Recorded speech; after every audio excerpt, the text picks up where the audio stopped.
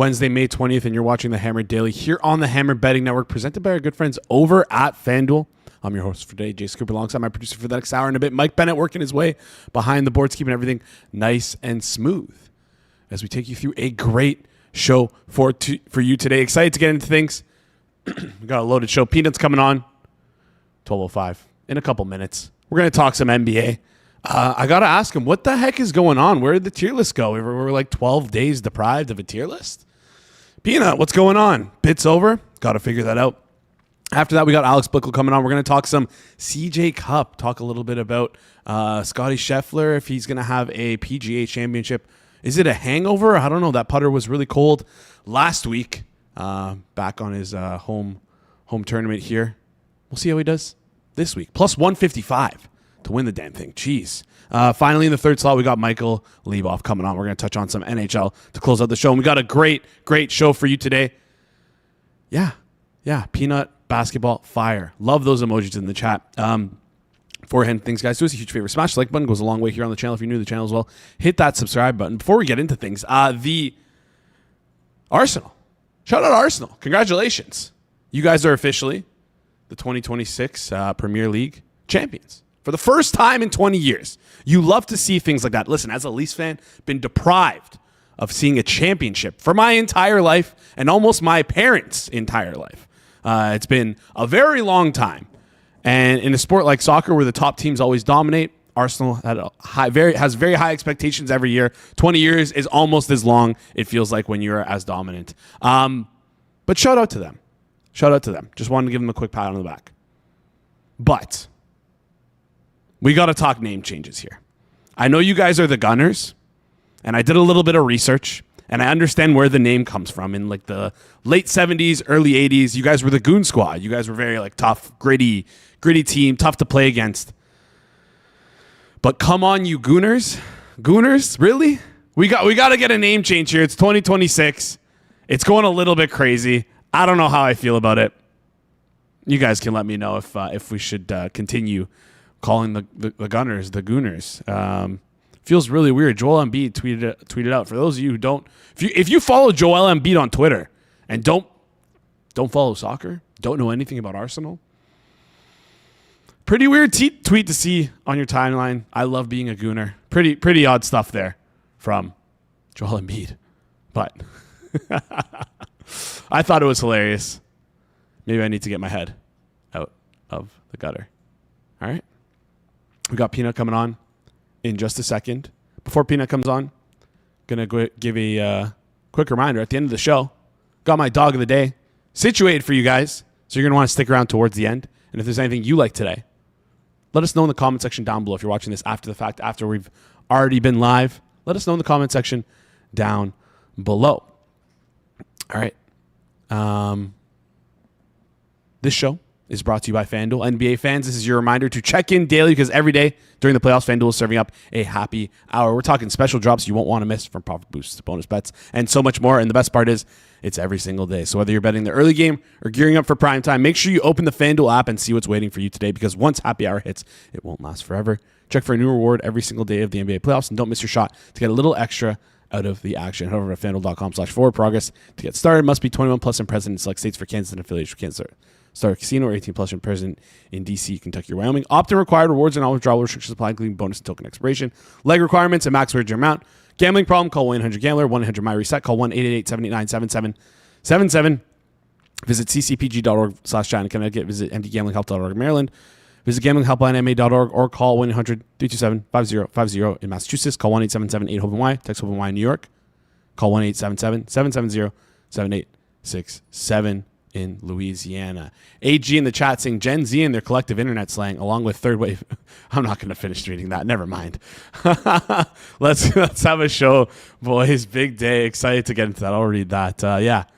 Maybe Gen Z is ruining it. I don't know. I just thought it was a hilarious thing to see pop up on my timeline there from Joel Embiid, especially coming off getting swept by the Knicks. Anyways, let's bring on our first guest here.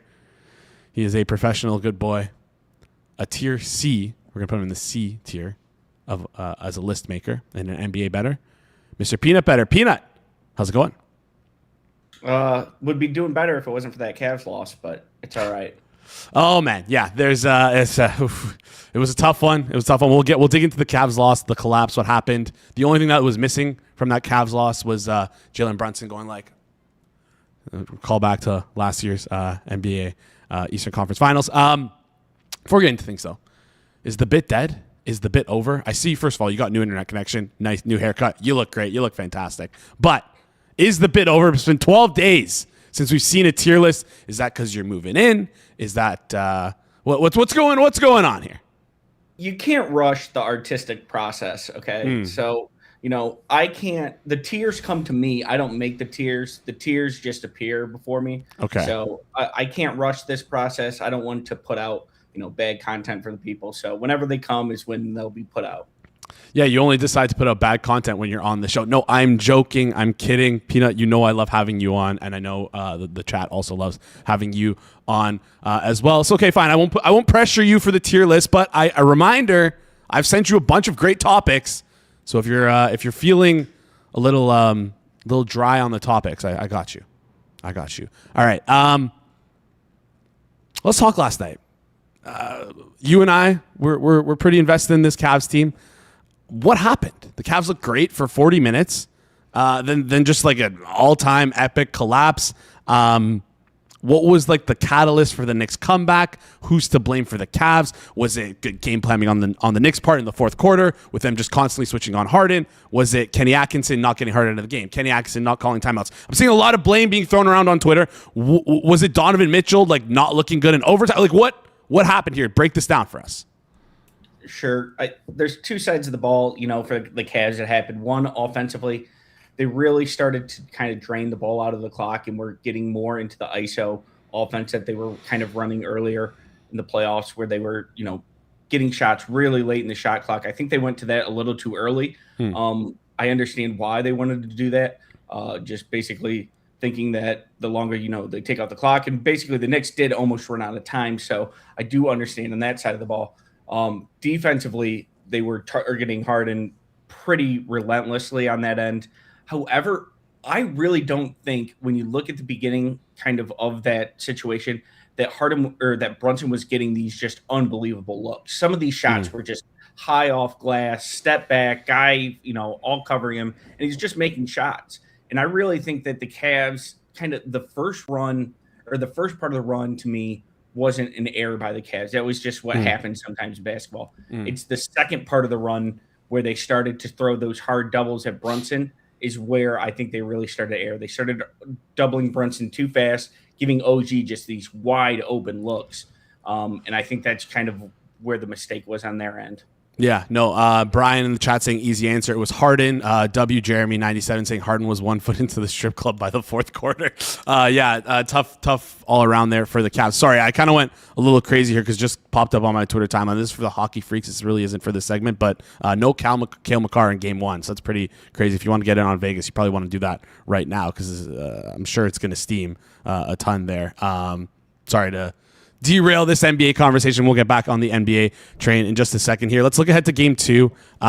Is there if you're Cleveland, what good are you taking away from this game? What adjustments are you making, if any? Was it just sort of like a blip, like you talked about there in the end, where it's like, okay, if we just figure this out at the end of the game instead of how we handled things slightly differently, we would be fine. We would have stolen home court. We would be one win up with home court advantage. What's Cleveland's takeaway from this game that they're going to take positively? Yeah, the positives are, you played that game, and let me tell you, it didn't seem like one team was a significant favorite over the other. Watching those two teams play, they're pretty even, I think, back and forth. Cleveland, if you're them, you know what New York's going to do, kind of targeting Harden in that situation. Are there ways that you can prevent that switch from happening? Can you at least lengthen how long it takes for them to get to that switch? Kind of what can you do on that end? They tried that double strategy kind of to force the ball out of Brunson's hands. I don't think that's going to work. When you're scrambling on the back end, Harden did a terrible job. His individual defense to me really isn't as much of a problem as his lack of ability to scramble and give hard effort in those situations out of it. So, if you're Cleveland, I think the positive takeaways are you played them, and it doesn't look like either team here has a significant advantage as far as team play. So you can't take that advantage, even if you did kind of blow the situation, your chance to steal home court. All right, are you still team team Cavs for this one? Looking ahead to the to next game, price didn't really move that much. Still, it's almost the exact same. It closed 6.5 minus 104 for the Knicks on FanDuel for the game yesterday. It's back in the exact same spot here. Looking ahead to the second game, do you have a lean for this game at all? Are you looking at the Cavs 6.5? And any opinion on game 2? No, I think it's about right. I think that New York kind of survived their bad game where they had kind of everything go wrong. So to me, it doesn't seem like Cleveland has a crazy amount of value or anything like that. But I think it's priced about right. All right. Any interest at this point in taking Cavs to win the Eastern Conference? Because again, like I know you like the Cavs, you're not going to be taking the Knicks here. Any interest in taking the Cavs to win the East at plus 295? And do you still feel like we talked about this a little bit earlier in the week last week? Donovan Mitchell not soaking up enough equity to win the Eastern Conference Finals MVP. Right now, Mitchell is plus 370, Cavs plus 295 to win the Eastern Conference. If you had to pick one bet, which would you make between the two? Is it still Mitchell, or is his equity at this point about right? No, I still think that he probably doesn't have enough equity for the Cavs. When you look, he had 23 shots last night. The next closest from anybody was 16 from Mobley and Harden, who both didn't play particularly well. I think that in general, Donovan's done a very good job against the Knicks. They play drop coverage, which is basically built for him to beat. So I still think that Donovan should be taking up at least 80-90% of the equity for the Cavs MVP. Okay, so if you still like the Cavs in the chat, Donovan Mitchell is the way to go. Let's get into the next game here. Spurs and OKC, who are playing tonight. That first game was crazy. What can OKC do to sort of stop Wemby, I guess, I guess not mitigate, but just slow down Wemby? It's kind of not really fair. I saw someone on Twitter joke about this like months ago. It's like, why don't they just lob the ball to Wemby in the paint and then just he shoots it? And he did that 20 times last game, other than that logo 3 that he hit. What do you think OKC can do to try and stop or quell Wemby in this game? Not much. I don't know. Get taller. They could probably. So they've been defending him with the small and bringing coverage over with the help pretty consistently. The only thing you can do is try to bring that help over sooner from Chet and from your bigs. The problem with that is obviously they already were committing such resources to him that you saw the Spurs guards get several lanes to the basket pretty kind of unimpeded. So this strategy where they're playing their small, trying to front him all the time, I think it's the proper one. I think that basically, strategy-wise, they did enough on their end and basically maybe just be a little bit better as far as knowing when you can rotate and trying to do that earlier from the bigs if you're OKC. I think defensively, though, they played okay in that game. They had a ton of steals. The Spurs' offensive rating wasn't very good. I think just offensively, they need to try to they need to make more shots from the perimeter. They're getting a lot of open looks based on the way the Spurs were playing them. And 2, just SGA needs to have a better game. He had a pretty poor shooting performance. And you don't want to give the great analysis of player needs to make more shots, but that's kind of what it was. All right, so you just feel like the issue for OKC here is, again, they just need to make their shots. Caruso had a great game for them. What's your confidence interval? What's your confidence going into this game for OKC? I know, of course, you have 2 teams, one in the West, one in the East, one OKC, Cavs. We're not looking too hot to start right here, but if as our good friend Isaac would tell us, there's always time to buy back in. What's your confidence right now in OKC winning? They're around minus 108 to win their series. It's essentially a coin flip versus the Spurs. Are you worried at all at OKC? We talked a little bit about this. At what point do we start to buy out of this OKC position, if at all?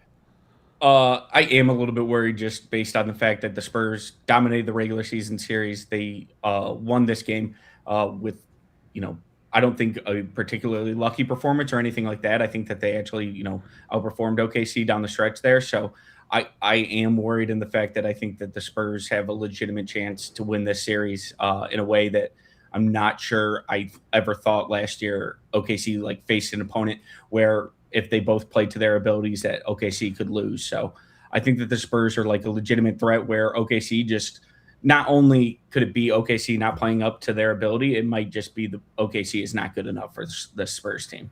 All right. We're a little worried. If you had to lean right now going into this game, again, similar, we're not really going to see much movement on these sides or totals. Spread's about situated the same as the game one here. OKC -6.5. We saw OKC mention this on yesterday's show in game 2 of the NBA Finals when they got sort of upset. They blew out the Pacers. Do you think something similar might happen here where you're going to lean a little bit towards OKC in game 2? So OKC is going to scrap the Hartenstein minutes, I would guess, at the beginning of the game that they had last week. But other than that, I don't see the adjustments that OKC is making that it's going to lead to this, sudden burst of like, oh, now OKC has it figured out. So no, I don't think that there's like some magic pill for OKC to take here. Now they are at home. Game 2 just lost. Like Zigzag says that this is like a spot where if OKC is to come back in the series, this will be the spot where they do it. Mm-hmm. So, I think OKC first half here, they could come out, obviously the Spurs coaching knows more than me, or the Thunder coaches know more than me. Maybe there is something that they switch to.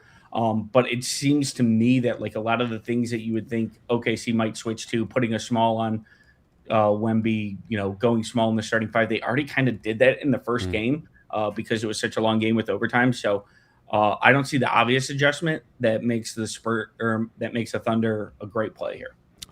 With how well Harper played for the Spurs, do you know what's the status right now for De'Aaron Fox? Is he coming back? What do you expect the minutes distribution could be? Could we see something change from the regular season if De'Aaron Fox is back? So I do think that people are kind of underrating the return of Fox just based on the fact that, yes, Dylan Harper played great in that game. He also shot 1 of 7 from 3, and Stephon Castle was 1 of 6 from 3, and it allows the Thunder people to help off even more on Victor, and Victor played great beyond that. But getting Fox out there, getting someone who, Stephon Castle also had 11 turnovers, getting someone who will help you lower your turnovers, will be able to shoot the 3. I also think that that's going to be a big boost. And yes, the Spurs guards had played fantastic, but I think getting a veteran presence out there with 2 of those young pit bulls will actually help them out a ton. So I think that really Fox will come back. I would start him, and I would bring Harper then back off the bench. And I think that like he's going to be more of a benefit to the Spurs lineup than people are giving him credit for. Fox or Harper? Fox, I assume you're talking about, right? Yeah, I would start Fox and then start him next to Castle and then bring Harper back in off the bench like he was all season. All right, a couple more questions here. D Gentleman's in the chat asking, what is Zigzag worth against the spread from game 1 to game 2 for OKC? We talked about the Zigzag with Shipper a couple weeks ago on the show. It's obviously a lot more nuanced than just, Team A loses to Team B, bet Team A against the spread versus Team B. It's a lot more nuanced than that nowadays. And any opinion towards the Zigzag theory here for this game? Yeah, I believe it's usually worth like 1 or 2 points. I'd have to look at it exactly. It's kind of unique by situation. What you can do to see how much Zigzag is worth, like a quick shorthand, is check the first half line and see what it should be compared to the second half. So like the Zigzag is primarily in the first half, so you'll see that advantage show up.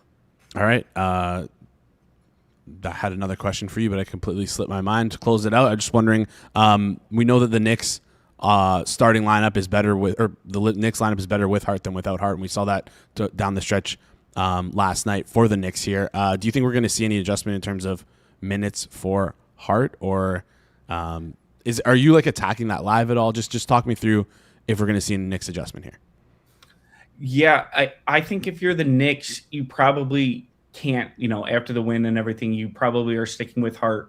And I would be watching how Hart's minutes react for game 2 to that for game 3, because I think one game things happen are kind of fluky, and then you'll see, like, for example, a lot of times you'll see a big get taken off the floor for a team, and then the next game, for some reason, they're able to play the entire time down the stretch. It's like one game kind of seems like an aberration. What I would do is I would be focused and see how his minutes are reacting in game 2. And then I think game 3, you'll still be able to kind of get any bets in before anyone adjusts.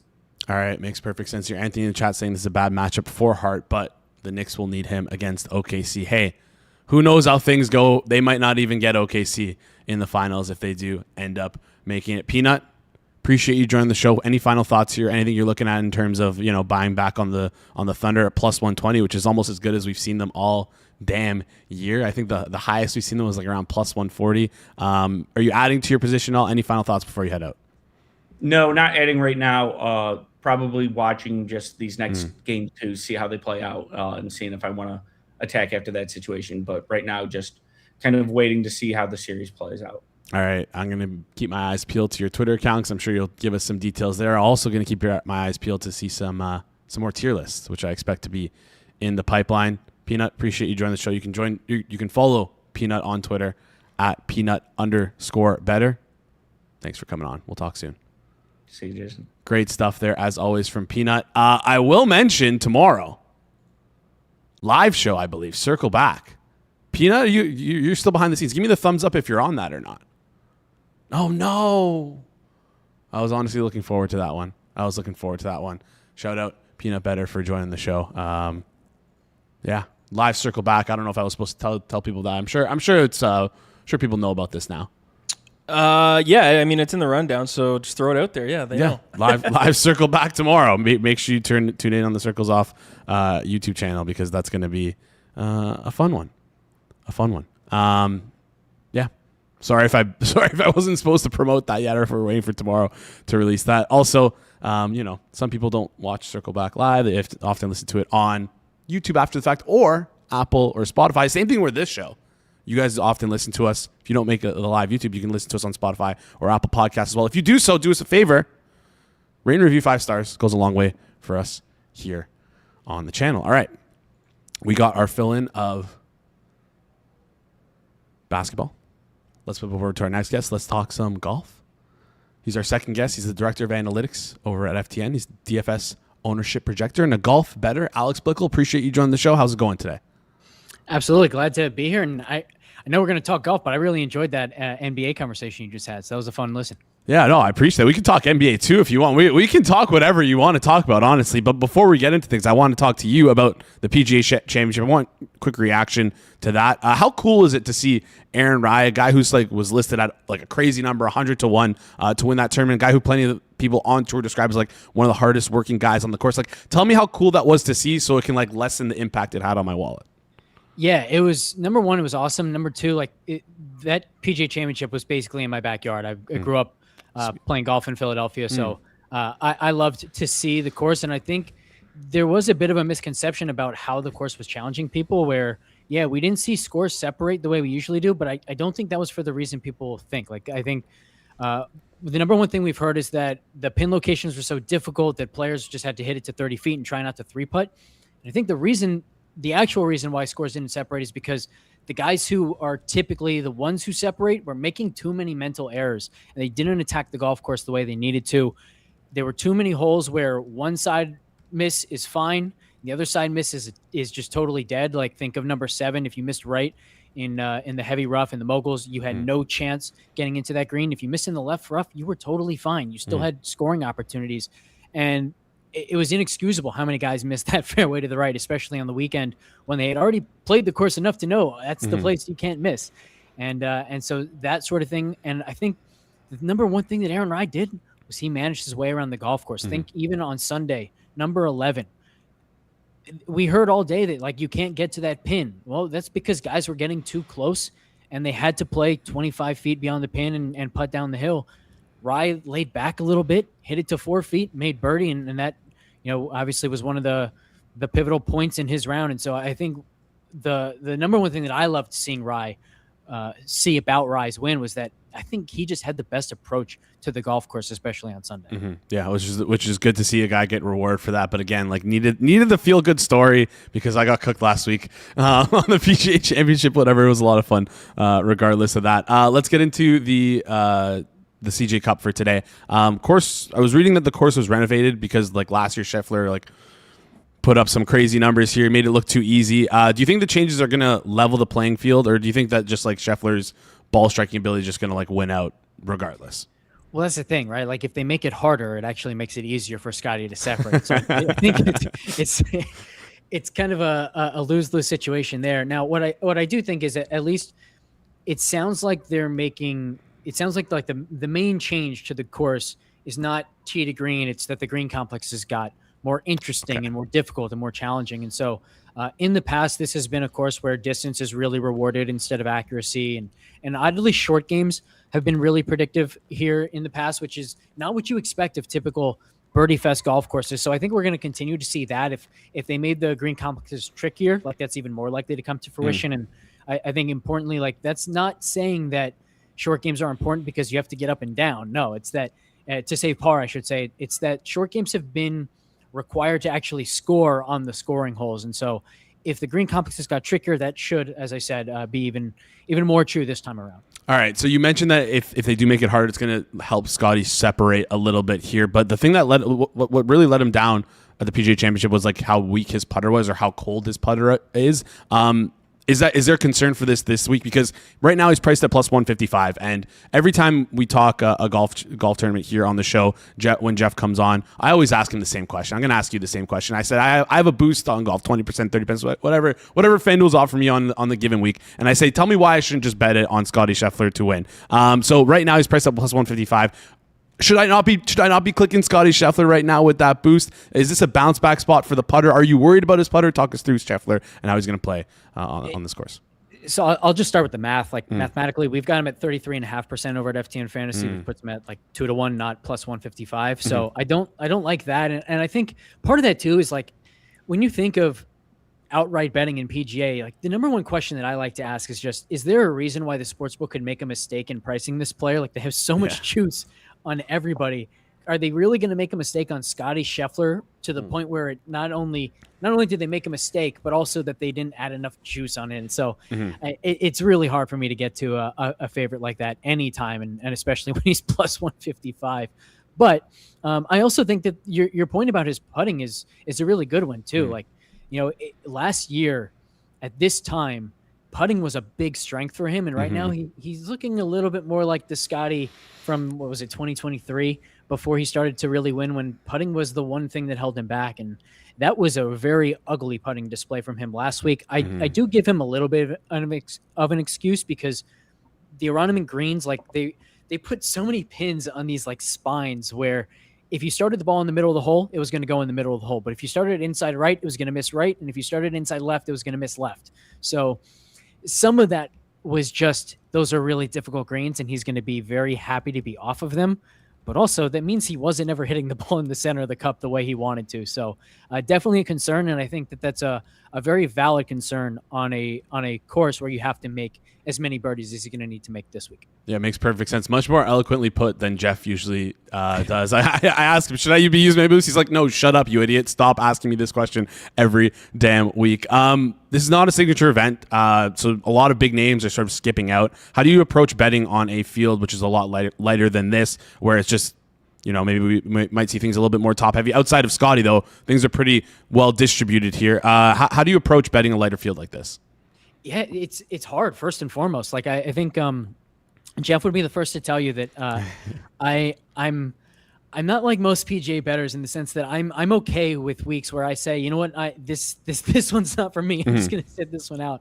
This is a week where I do have a handful of bets, but they're all way down the board. And so kind of go back to what I just kind of talked about, like who are the guys that a sportsbook might actually make a mistake on this week? And to me, that's the lesser known players. That's the guys who are in bad form, but when they play well, they actually have a chance to close the door and get the job done. And so one of the stats that I have that I really rely on a lot in outright betting is contention performance score, which is exactly as it sounds. It's just how well does this guy play when he actually gives himself a chance? Does he wilt in the moment, or does he use that as like additional focus? Like Aaron Rye, for example, really good contention performance score and did wonders for his contention performance score last week. But guy way down the board. I mean, I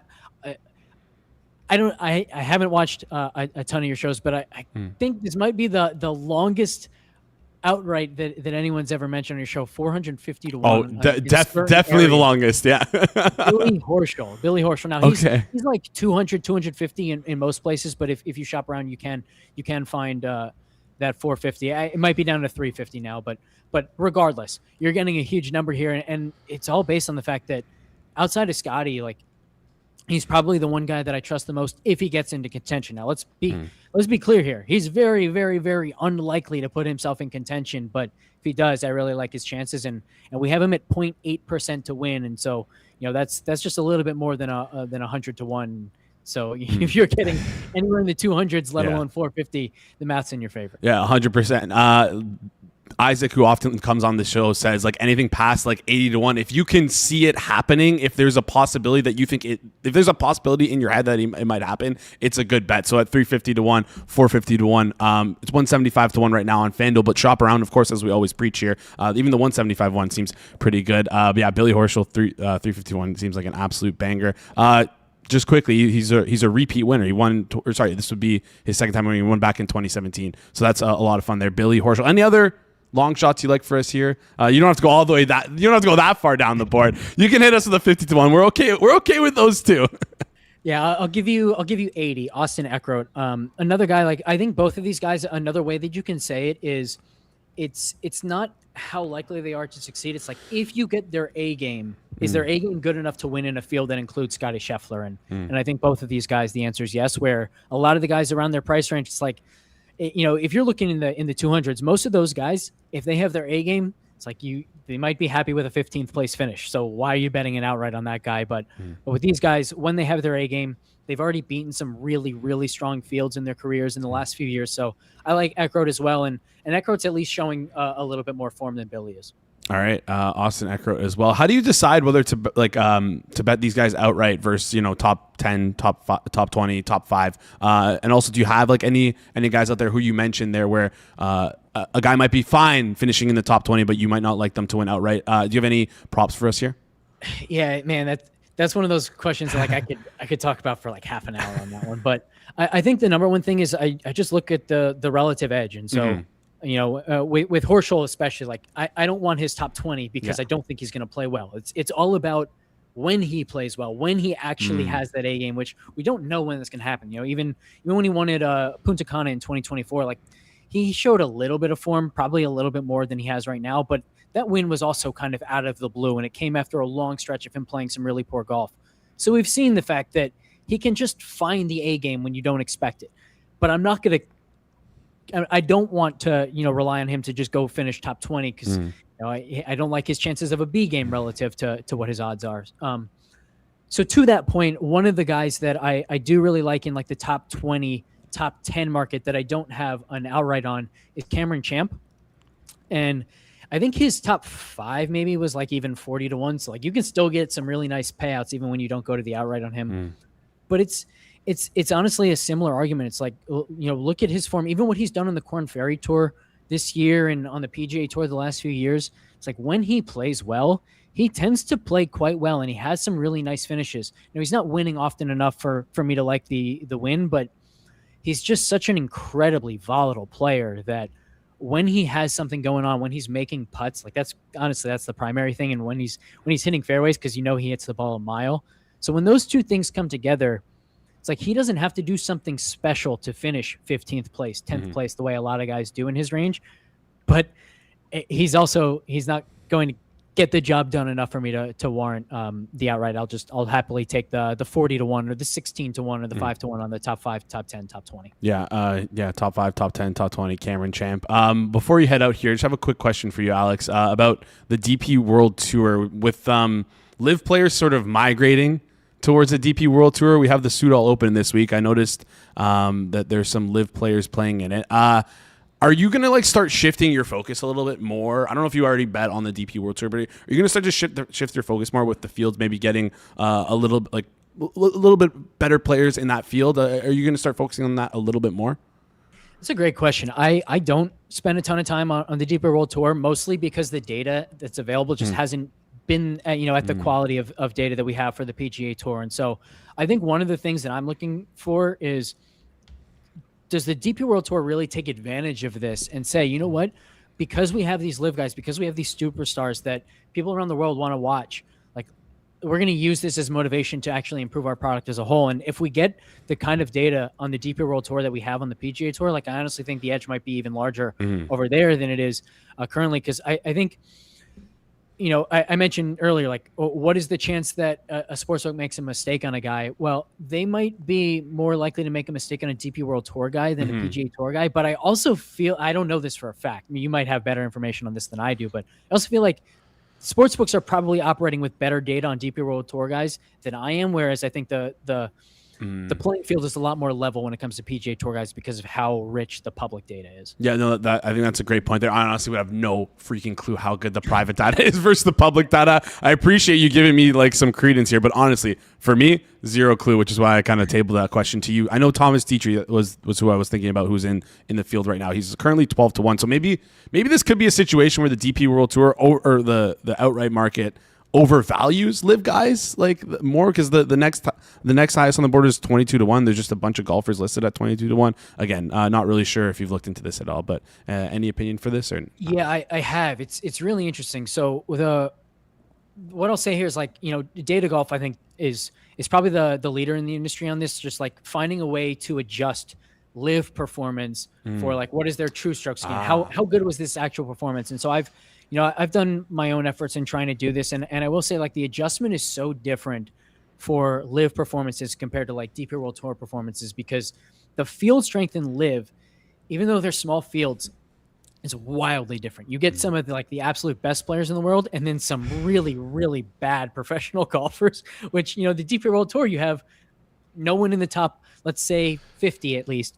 And then you also just don't get like many really, really awful players, because to get to the DP World Tour, like, you still have to be a really good professional golfer. So the skill, like the field strength adjustments are so much easier to perform for DP World Tour. So I think you're probably right that if sportsbooks are making an error on these live guys, it's probably that they're overestimating the performances, because unless the guy is consistently beating Rahm, Bryson, you can't even say Patrick Reed anymore, but like Tyrrell Hatton, unless they're beating those guys consistently, you just can't give them a lot of credit for finishing 4th, 5th, 6th, something like that. Yeah, no, okay. Appreciate the insight there. Maybe we're going to have to dig in on the show a little bit deeper into the DP World Tour. Chat seems to be enjoying it as well. Alex, appreciate you joining the show. Before we head out, your basketball, it seems like you like the basketball conversation there. Do you have I'll give you the floor. Do you have any opinions on these games? Any reaction to last night's game or game 1 of the OKC and Spurs series? Any reactions or thoughts moving forward in the NBA? Well, number one, as a Sixers fan, I was incredibly annoyed to see New York start 2 of 19 from 3 after everything against the Sixers. But I'll also say, like, if that's even a series, then my Sixers are worse than I thought. So in a weird place where, like, I hate the Knicks, but I also want to see that the Knicks are a lot better than Cleveland, so that I can feel at least a little bit better about the embarrassment of the last Sixers series. But the OKC series, I think, is fascinating from a basketball perspective. I agreed 100% with Peanut that Hartenstein probably can't play a whole lot in this series, because I think the number one thing that OKC needs to do is they need to get Wemby away from the basket. And the only way to do that is whoever he's guarding needs to be a threat from 3. And then the other thing I'd say on defense for OKC is you're not going to be able to stop the entries to Wemby in terms of like who's guarding him.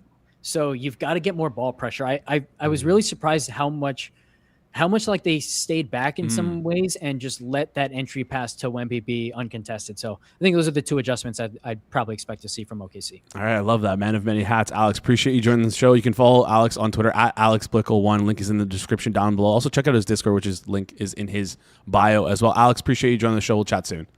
Right back at you. Thanks for having me. Thanks for coming on here. Great stuff there, as always, from Alex. Did a great job with the Masters extravaganza as well as the PGA Championship extravaganza. If you're not familiar with his work, it's his 3rd time he's been on the network, and excited to have him on here. Before we get into our next guest, before we bring on the big Lebowski, which the chat is absolutely clamoring for after he gave out Stankoven, leading goal scorer in the Ottawa-Carolina series, just want to quickly remind you guys that today, over on the Hit the Books YouTube channel, we've got a fun little video coming out. Basically, what's going on with Sorsby? The new developments in his whole gambling situation, all this stuff that he bet on, the lawsuit against the NCAA to get reinstated. Like, what is going on with Brendan Sorsby and how that affects the greater landscape of college football? Listen, we did Pete Rose dirty many years ago. Let's not do Brendan Sorsby dirty as well. I obviously shouldn't be betting on games, but I don't think it was malicious. Anyways, that was my opinion. Go check that out later today. I believe it's going to be live around Is it a live show today or is it a pre-recorded video? I'm not sure. That I do not know yet. All right. Whatever, if it's pre-recorded or live, go check it out. I'm still getting in shit. I'm gonna have to back this up a little bit. I'm still getting in shit saying that Bo Jackson might be overrated. Did I say he was overrated? I think I said he might be overrated. Derek, you're like a little twisting of the words there. We'll have to look into that one. Anyways, let's get into our third guest here. He's a writer over at the New York Post, and of course in the Hammer Daily Hall of Fame for giving out, like I mentioned before, Stankoven leading goal scorer in the Ottawa Carolina series at 65-1. We love to hit those bangers. Michael, how's it going? Pretty good. Not as good as Alex, man. What a fun couple of days for him. It's good for him, but I wanted to give you the opportunity to sort of like rub egg on his face because all damn season, or not all season, but like all off season, he's like Demidov to win Calder. There's no one else who has a shot. Demidov is the best player. But guess what? Demidov didn't win the Calder. Who ended up winning the Calder? Your guy, Schaefer. As an Islanders fan, yeah. Take the floor, rub egg on his face. You have the Calder. You have the current Calder winner.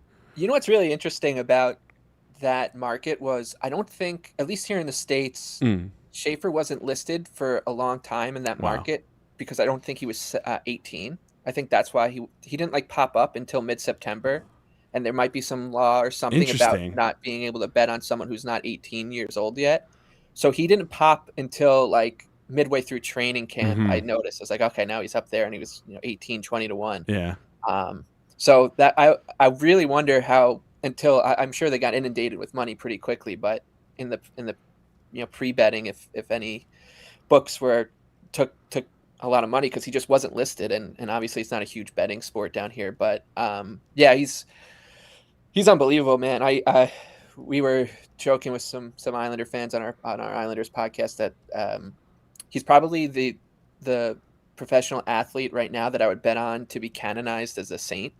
If there's ever a market for that, because he just doesn't do anything wrong. It's actually crazy to watch. Like every week the Islanders are just like posting a video of him doing something at like a hospital or helping somebody like cross the street. It's crazy. So can't wait to see what he does next. Yeah, good kid. I was gonna say maybe Crosby might get that honor first, just because he's a little bit more senior, and I don't think I've ever seen him do anything wrong. I think he might have sworn once or twice in his life, but other than that. I feel like Crosby's more obsessed with winning than Schaefer. Schaefer just wants to be a good person. Oh, do you if you had the opportunity to pick between the two personalities, which would you rather have then? I can't stand Sid, man. I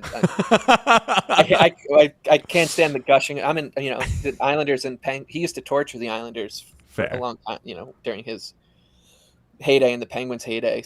And he would get every call, and the Islanders had the Penguins on the ropes in 2013, and he took a holding penalty against Brian Straight in overtime, and Penguins scored on a power play to eliminate us. So I've got a lot of ill will for Sid. All right, let's get into today's show. We got some crazy news that actually happened right as we were live on air at around like 12:07 Eastern time. Freeman on Twitter announces Cale Makar is going to be out for tonight's game. I feel like that's going to sort of not summarize this series, but the Vegas Colorado series. Injuries are going to be really impacting this. We don't know when Stone's going to come back. We don't know what the status on Makar is going to be. Right now listed as day-to-day. We saw a move on the number here. I believe Vegas was around plus 150 to plus 170 range. They've now settled in at around 140 to 150, depending on where you look. One, do you think that adjustment is enough for game one? And two, how concerned are you for this Colorado team with Makar being hurt? I mean, that's big. I like Vegas in a different way, like just generally. I think if I was going to bet them, I would bet them. I would bet Jack Eichel to win the Conn Smythe right now at 25-1. I know Marner. I think it was the show before the season. My prediction, Stanley Cup prediction. I don't know who I said the Knights would play, but I said Marner, Conn Smythe, and just kind of tongue in cheek. But I do think that as this series goes on, if Vegas gets it and wins it, it'll be on the strength of Eichel, being able to be a two-way force. So I like that before the Makar stuff, and I still do. The price I think now is maybe a little short. 27-1 right now on FanDuel. No, excuse me, the price on Vegas. For Oh, the sorry. series. Yeah. 27-1. I think is a great price on Eichel. We saw this happen with the Knights when they won the Stanley Cup a few years ago, where Eichel, I think, arguably was their best player, but it ended up going to Marchessault, and Eichel was still like 30-40-1 in like the last 2 games of the Stanley Cup final, and I thought there was a real case for him to win it, and I wonder if they do it this year, he would get the accolades because he missed out last time, and as that two-way force. Plus, I do think that a lot of the people in the arena, if the Knights win it, won't want to vote for the former Maple Leaf, because those media people are they're objective reporters. They're not Maple Leafs fans, right? So. Yeah, no, I get that, but I actually want to push back a little bit on this because I think the inverse would happen, where it's like a lot of these like national reporters don't really like the Leafs market, kind of get annoyed with the Leafs market, and like it's not like they would vote for Mitch Marner just to like sort of troll Leafs fans, but he's earned, like, depends what he does in the next 2 series. Obviously, they need to make it there first. They need to win the cup first, but like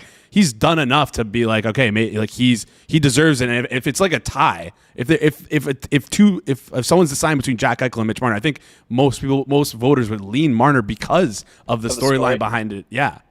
Yeah, it's funny how it's funny how like Leaf haters and Leaf people will look at things like differently, because I always just view them all as kind of closeted Leafs fans no matter what. So and I'm jaded because of how they covered something that happened in free agency almost a decade ago now. But I'll stick to it though. I still think Eichel, just with the assignments he'll have to get in this series, like if they win, his star will rise, and I don't know if Marner's going to keep up this kind of level of production, though I'm quite proud of him. Yeah, no, I think he will, and it feels good as someone who's like kind of preached this entire year that like, yeah, the team's not going to get better when you lose one of your best players in the Leafs and funny how that happens, right? Marner. Yeah, it's pretty weird, and it's funny. I've been kind of going off just saying like this is what we asked for, right? Like, and what else did you expect to happen? That Mitch Marner would just go somewhere else and not be as good as he was here? Like, he still led the Leafs in points in the 9 years that he was here in the playoffs. He was their leading point scorer in the playoffs. I don't care what you think about game 5, 6, 7. You know who else sucks in game 7? Nikita Kucherov, who was absolute dog shit, even though he won 2 Stanley Cups. Anyways, getting derailed with the Mitch Marner conversation. I'm trying to like be better with this stuff and just talk about the playoffs and not make it about the Leafs here.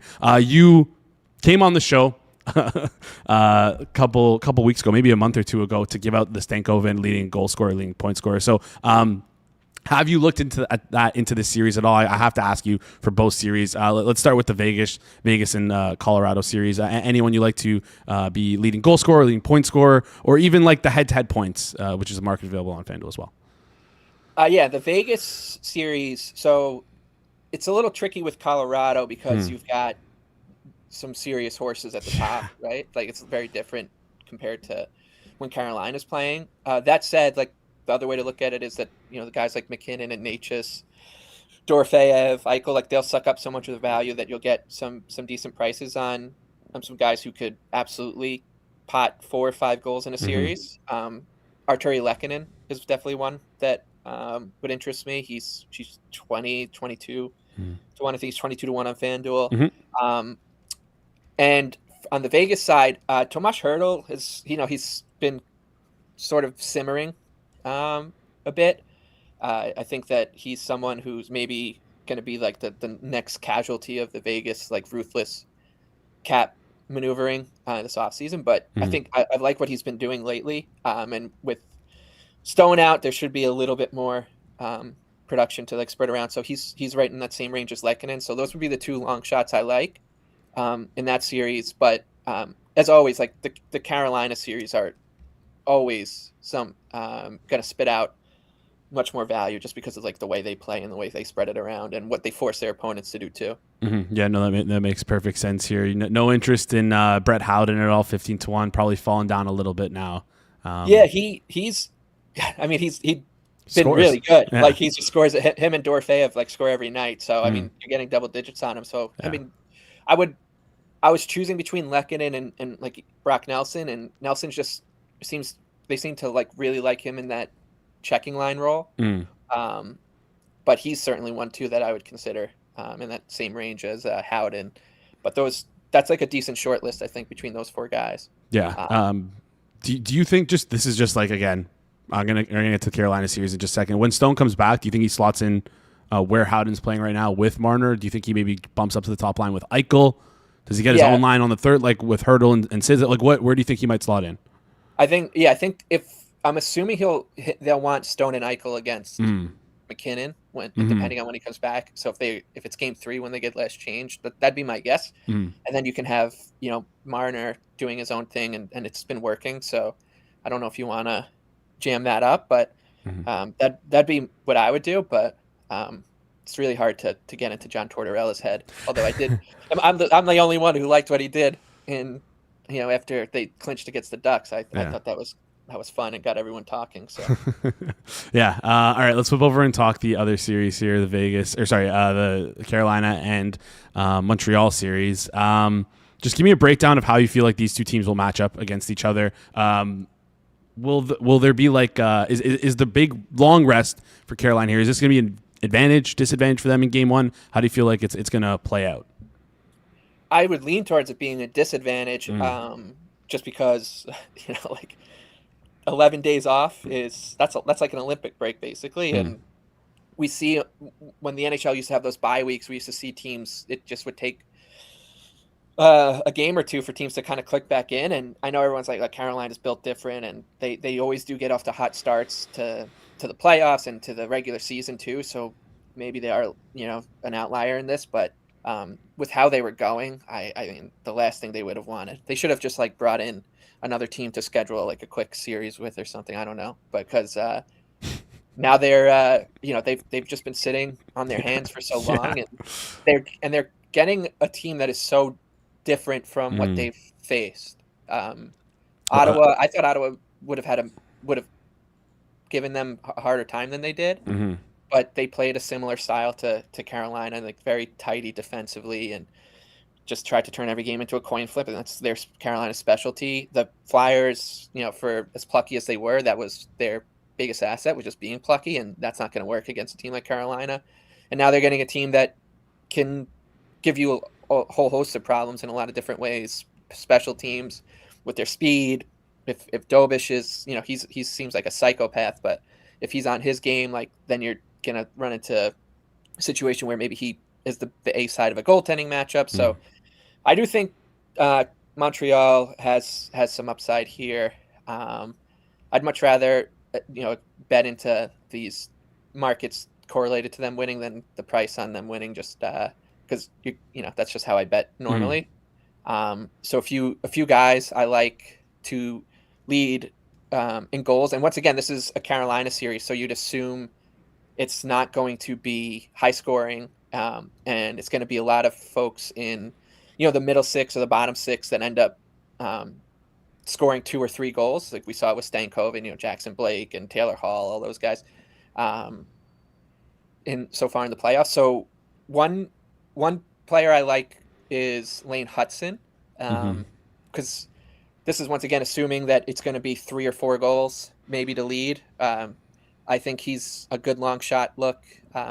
He should be 60, 70 to 1 for the Canadians. Just I think if on the power play, they're going to have to beat Carolina and their aggressive penalty kill, he's going to have to fire the puck more and try to get the puck down low and create rebounds. So I do think he's worth a look. And then a much shorter price, but still double digits, is Demidov, who's really started to turn it on with a couple goals late, and I think could be the guy that slips through the cracks for the Canadians. So he's 14 to 1.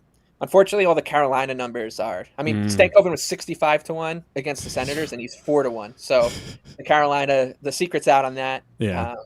Maybe you can find something on one of their, third liners, but even that, I don't want to bet Jordan Stahl at 20 to 1. So.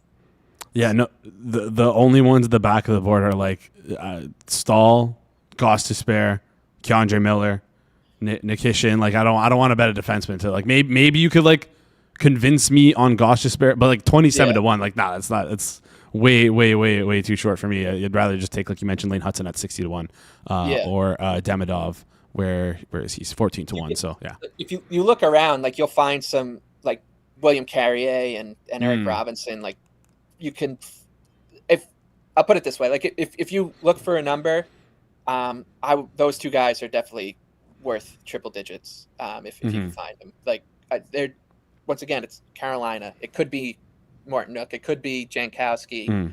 It could be Robinson. Like one of these guys could just be the one that has 2 goals go off their butt and into the net. Like that's how they score. So yeah, I'd look at those guys, and then just find the biggest prices on Demidov and Hudson as well. Like that's my short list here. All right, Demidov and Hudson. Demidov 14 to 1, Hudson 60 to 1. I also you mentioned that you like. It seems like you like Montreal. Do you like Montreal in this series? If you had to at the current prices, like I mean, yeah, I just especially because I think they have a really good chance in game 1. So you get that flexibility built into. Yeah, you can bet on them to win the series. I think it's around plus 250. It is to win the series. I can't find the price right now, but anyways, yeah, Montreal to win the series. I'm kind of pissed because it seems like we're all in the same boat here. Myself, you, Alex. Talked to Alex about this Montreal team yesterday. I feel like they're going to present a pretty tough matchup for this Carolina team. Obviously, something fresh that they haven't seen before. And I wouldn't be opposed to betting them to win in a sweep or in 5 games at big prices either. Wow. Just because we haven't seen Carolina get jumped yet, right? So like, how do they deal with that? Well, yeah, we know how Frederick Anderson deals with that. So there we go. Yeah, one of my favorite Leafs ever. There we go. All right, before you head out here, a question from the chat. I believe it was Charles asking, how excited are you for the Kayshawn, Aitchison, Matthew Schaefer defensive pairing?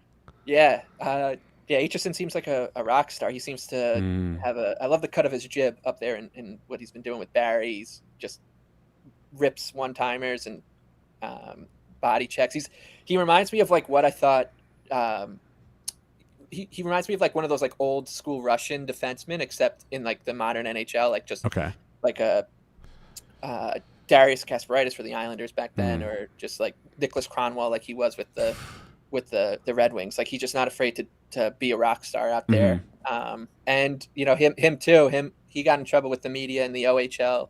Him and his coach for like ducking out of a press conference, and I love that stuff because nothing gets the hockey media more upset than not getting the 3 or 4 cookie cutter quotes after a hockey game. And so yeah, he should be a good yin to Schaefer's yang. He's got $1 million smile and some great style. So I'm very excited for Aitchison.